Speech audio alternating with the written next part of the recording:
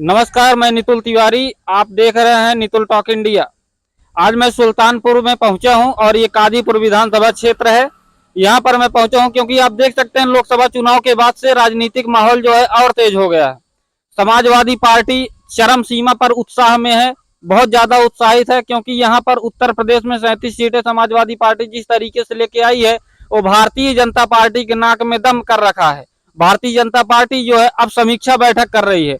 एक तरफ बीजेपी का समीक्षा बैठक चल रहा है तो दूसरी तरफ अफसरशाही भी चरम पर दिखाई पड़ रही है, क्योंकि अयोध्या में अभी 2 दिन पहले महंत राजू दास जो कि हनुमानगढ़ी के संत हैं और दूसरी तरफ वहां के डीएम नीतीश कुमार में भी तानातनी देखने को मिल रही है, क्योंकि भारतीय जनता पार्टी की तरफ से हनुमानगढ़ी के महंत राजू दास काम करते हैं। उन्होंने ये बात खुद स्वीकार किया और भारतीय जनता पार्टी की हार का ठीकरा वो डीएम पर फोड़ रहे थे।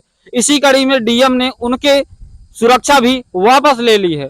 इसी तरीके से अभी राकेश त्रिपाठी जो भारतीय जनता पार्टी के प्रवक्ता हैं, यूपी पुलिस ने उनकी भी बेइज्जती की, उनकी गाड़ी चेक की। उन्होंने बोला कि इससे हमारी बेइज्जती हुई, हमारे परिवार के लोग थे, हम श्रीनगर से लौटे थे। जहां पर जो है पुलिस ने डॉक्टर अभिषेक त्रिपाठी उन्होंने नाम लिया और उस पर भी कार्रवाई की गई। तो एक तरफ जो है बीजेपी और अफसरों में तनातनी हुई है, इसका असर जो है जनता पर क्या है, इस बार का चुनाव में कादीपुर विधानसभा और सुल्तानपुर लोकसभा का प्रमुख मुद्दा क्या था, इस पर हम बात करने के लिए हमारे साथ कुछ लोग मौजूद हैं। सबसे पहले हम इससे बात करते हैं। क्या नाम है दादा आपका? फतेह बहादुर सिंह। क्या कहना चाहते हैं, जैसे इस बार लोकसभा चुनाव हुआ है, ठीक है, और रिजल्ट आया बीजेपी के विपक्ष में। मेनका गांधी उत्साहित थी कि हमने इतना कार्य कर दिया कि सुल्तानपुर की जनता इस बार फिर से हमें जिताएगी, लेकिन इस बार राम भुआल निषाद जो कि इंडिया गठबंधन के प्रत्याशी थे वो यहाँ से विजयी होकर गए। क्या आप कहना? मेनका गांधी बहुत काम किया है यहाँ, अब हार गई, अब उसका तो वो समझे। और दूसरी चीज महंगाई बहुत है और देश का विकास होना जरूरी है। कौन सा मुद्दा आपको लग रहा था कि इस बार मेनका गांधी, आप बोल रहे हैं बहुत अच्छा काम किए हैं, तो हारने का कारण आपको क्या लग रहा है? हारने का कारण है अब जहाँ सब पार्टी मिलकर के इकट्ठा हो गए जी। हाँ, तो अकेला पार्टी कहाँ तक थाम सकता। उसका क्या नाम है दादा आपका? क्या नाम है? राम सिंह। क्या कहना चाहते हैं, कौन सा मुद्दा हावी रहा जो मेनका गांधी यहाँ से पराजित होकर गई? ये बताओ कहो भैया, आपको क्या मुद्दा लग रहा है, आप अपने हिसाब से बताइए। काम तो ठीक ही करते हैं। काम तो ठीक करते ही हैं। काम मेनका गांधी ने ठीक किया और ठीक कर रही थी। अब एक बात शायद इसलिए बच्चा हार कर गई है तो जनता के ऊपर है। 8,500 जो खटाखट योजना जो इंडिया गठबंधन ने चलाया था, आपको क्या लग रहा है इसका असर दिखाई पड़ा यहाँ पे? नहीं, कुछ नहीं, इसका असर तो कुछ नहीं दिखाया। 8,500 8,500 खटाखट का असर नहीं दिखा? नहीं, बिल्कुल नहीं। क्या नाम है आपका? अनुराग कनौजिया। वोट देते हो? अभी नहीं, अभी वोट लिस्ट नाम नहीं है। फिर भी क्या मतलब मुद्दा आपको लगा जो मेनका गांधी हार गई? उनको माता जी बोला जाता था कि हम यहाँ की माता जी हैं, हम अपने बच्चों की तरह यहाँ की जनता का ख्याल रखते हैं। तो कौन सा मुद्दा आपको लगा जो मेनका गांधी यहाँ से पराजित हो गई? मेनका गांधी इसलिए यहाँ से आई, वो पेपर बहुत जल्दी नीट का पेपर जो लीक हुआ, उसके बाद पुलिस का पेपर लीक हुआ, उसके बाद क्या कहते हैं, बस याद नहीं आ रहा है। और कौन सा मुद्दा आपको लगा यहाँ पर जो प्रमुख मुद्दा है, कौन सी समस्या यहाँ पर आपको दिखाई पड़ रही है जो 10 साल के कार्यकाल में सरकार ने नहीं सुधार कर पाया? महंगाई ज्यादा है और जो 8,000 खटाखट आ रही थी ये गलत बात है। 8,000 खटाखट अब आ ही नहीं रही है। ये राहुल गांधी का सिर्फ भौकाल था। आपको लगता था कि ये भौकाल था कि या फिर इस पर वोट पड़ा है? ये भौकाल ही था। क्या नाम है? शशांक उपाध्याय। क्या कहना चाहते हैं इस बार की कौन सा मुद्दा आपको प्रभावी लगा इस बार चुनाव में? मुद्दा सब है जो पेपर लीक हो रहा है इस पे थोड़ा ध्यान देना चाहिए जी। और थोड़ा महंगाई पे भी ध्यान देना चाहिए। बेरोजगारी थोड़ा बढ़ गई है। हाँ, और जो भौकाल टाइट किए हैं कि जीतने के बाद या जहाँ हमारी पार्टी आई 8,500 रुपये हम महीने देंगे महिलाओं को, वो भी नहीं हुआ कुछ। यही सब है। 8,500 महीना जो इंडिया गठबंधन ने जो अपने प्रस्ताव में रखा था, आपको क्या लगता है कि इस पर लोग भ्रमित हुए हैं या फिर जानबूझकर? बहुत ज्यादा भ्रमित हुए हैं। इसी वजह से सबसे ज्यादा वोटिंग उसी पे हुआ है। देखा जा रहा है कि इस बार जब से चुनाव में बीजेपी उत्तर प्रदेश में कम सीटें लेके आई है, तब से ऐसा कहा जा रहा है कि कहीं ना कहीं योगी जी को हटाने का प्लान बनाया जा रहा है। गुजरात लॉबी वर्सेज जो है यूपी लॉबी, योगी वर्सेज अमित शाह चल रहा है यहाँ पे।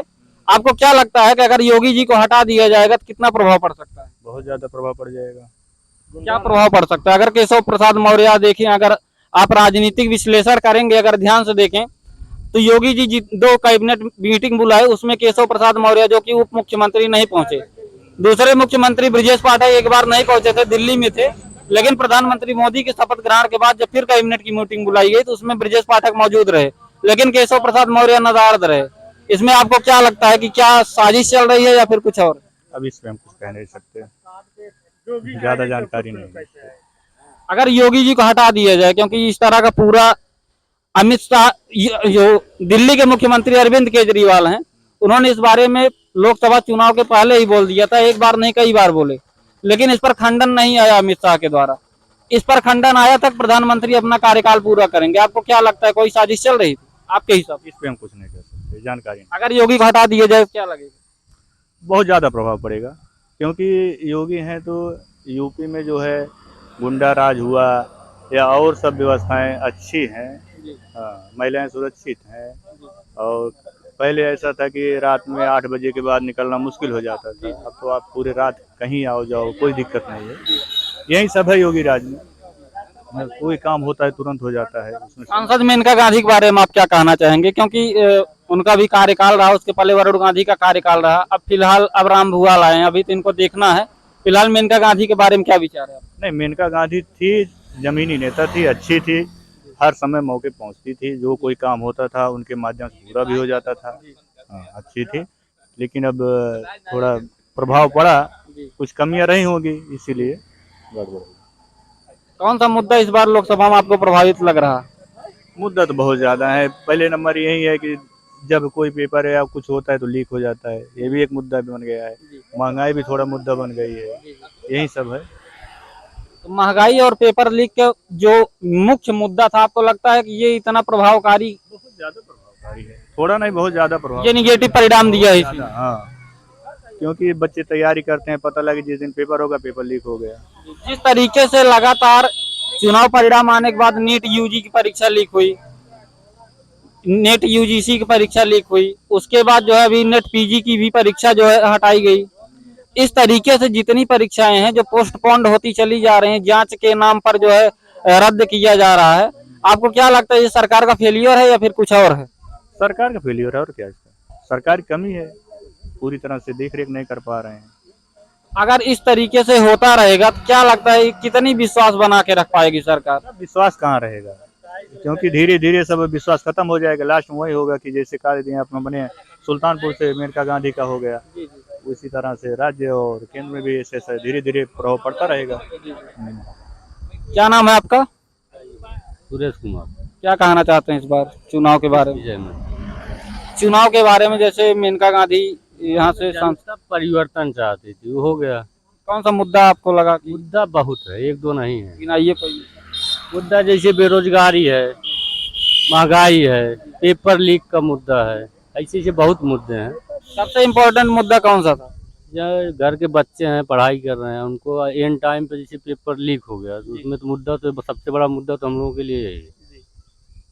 चुनाव परिणाम के बाद से भी कोई परीक्षा जो है सुचारू रूप से नहीं चलाई गई, बल्कि 2 परीक्षा फिर लीक हुआ, पेपर रद्द हुआ, फिर नेट पीजी की भी परीक्षा जो है पोस्टपोन्ड किया गया।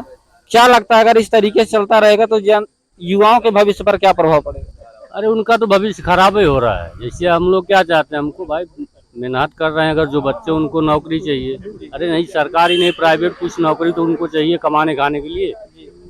ये जो फ्री में अनाज वगैरह बट रहा है तो सब फोकट का काम है, इसलिए सब नहीं होना चाहिए बस, और क्या। जैसे ये कहा गया कि अगर फिर से मोदी सरकार 400 पार लेके आती है, जैसा कि उन्होंने नारा दिया था, तो संविधान को बदल दिया जाएगा। इस पर क्या आपको लगा कि कुछ इसका प्रभाव पड़ा? इसका भी प्रभाव था, ऐसा नहीं है प्रभाव तो है। जब जनता के मन में बैठ गया भाई कि ये लोग ऐसा कर सकते हैं, इस काम ऐसा हुआ था, इसलिए भाई आदमी समझ गया कि नहीं हो सकता है, ये लोग ऐसा भी कर सकते हैं। क्या नाम है दादा आपका? श्रीपत। क्या कहना चाहते हैं कि कौन सा मुद्दा प्रभावी लगा? बोलिए जो भी बोलना हो। हम तो बहुत गरीब बने भैया, गरीब का ना कॉलोनी मिल जाता, बड़े बड़े मिल जाता, प्रधान जमाना है वो काट पीट करा देते हैं। हमें तो भैया न खेत न बाड़ी भी कुछ ना है। आपको कोई सुविधा मिलती है कि नहीं? कुछ न कॉलोनी न फलोनी कुछ नहीं है। कुछ नहीं मिला है। राशन मिलता है कि नहीं मिलता? हाँ राशन मिला था। राशन मिलता है। जिसको राशन मिलना चाहिए उसको नहीं मिल रहा है, जिसको नहीं मिलना चाहिए उसको मिल रहा है, जिसको कॉलोनी मिलना चाहिए उसको नहीं मिल रहा है। सहारा का पैसा लोगों का खा गए सब लोग। सहारा का पैसा जैसे सहकारिता मंत्री अमित शाह ने बोला था कि आप ऑनलाइन कराइए और 10,000 रुपया मिलेगा, कुछ मिला कि नहीं मिला? कुछ नहीं, जनता को उससे नहीं मतलब है कौन मंत्री है कौन क्या है, उसका पैसा है वो नहीं मिल रहा है तो उसको तकलीफ होगी। कोई मेहनत करके जैसे इस बार जो चुनाव था इसमें जो इंडिया गठबंधन है उसने बोला था कि अगर फिर से बीजेपी सरकार आती है, अगर 400 पार पूर्ण बहुमत से, तो संविधान पर असर पड़ेगा, संविधान बदला जा सकता है। आपको क्या लगता है ये बहुत असर पड़ा है इससे। पड़ा है? बहुत। मेनका गांधी के काम के बारे में क्या? वो तो अच्छा काम किया, कौनो कमी नहीं रहा, लेकिन यही मुद्दा हुआ। संविधान संशोधन। हाँ बहुत असर पड़ा। वही 400 वाले मुद्दे पे आ रही है, अगर यही 400 का प्रचार नहीं हुआ होता तो नहीं यार। क्या नाम है दादा? कृष्णलाल। आ जाइए, थोड़ा आगे आ जाइए। आइए आ जाइए। क्या कहना चाहते हैं, क्या स्थिति है इस बार चुनाव? मेनका गांधी के बारे में क्या विचार है, जो आपकी सांसद थी अभी तक? भैया जौन कहवा वही मानव, हम पढ़े लिखे बात नहीं। आपको कुछ सुविधा लाभ मिलता है कि नहीं सरकार से? सरकार के मिलता है, जौन बजड़ा है, जनहरी है, ये राशन मिलता है कि नहीं? कोटेदार देते हैं। देते हैं। कम देते हैं, कोई दिक्कत तो नहीं? नहीं, सब बराबर देते हैं। चीनी देते हैं। एक मिनट काहे कहा चीनी देते हैं और गेहूँ देते हैं, चावल देते हैं, ये चीज। तो आप देख सकते हैं ये सब जो है, हम यहाँ पर कादीपुर की विधानसभा में पहुंचे थे और यहाँ पे हमने लोगों से बात की, जनता से बात की। तो जो मुद्दा यहाँ पर निकल कर सामने आया, सबसे बड़ा मुद्दा पेपर लीक का मुद्दा था, महंगाई का मुद्दा था और संविधान में संशोधन का मुद्दा था। जो बदल देते अगर ये लोग 400 विपक्ष ने ये भ्रमित किया जनता को कि अगर फिर से 400 पार अगर सरकार बन जाती है मोदी जी की, इस बार जो है फिर देश में संविधान संशोधन हो सकता है। कहीं अयोध्या के जो लल्लू सिंह सांसद थे, उन्होंने जो बयान दिया था उसका भी काफी हद तक यहाँ पे असर पड़ा, क्योंकि उन्होंने मंच पर बोला था कि अगर हमारी सरकार बनेगी तो हम संविधान में संशोधन कर पाएंगे। और इन सब मुद्दों पर, सीएम योगी को हटाने के भी मुद्दे पर, इस तरह के तमाम मुद्दे हैं जिस पर जो है भारतीय जनता पार्टी ने खंडन नहीं किया था, जिसके कारण से जनता जो है इस बार इंडिया गठबंधन के प्रत्याशी को यहाँ से सांसद चुनी है। Bureau report, Nitul talk India.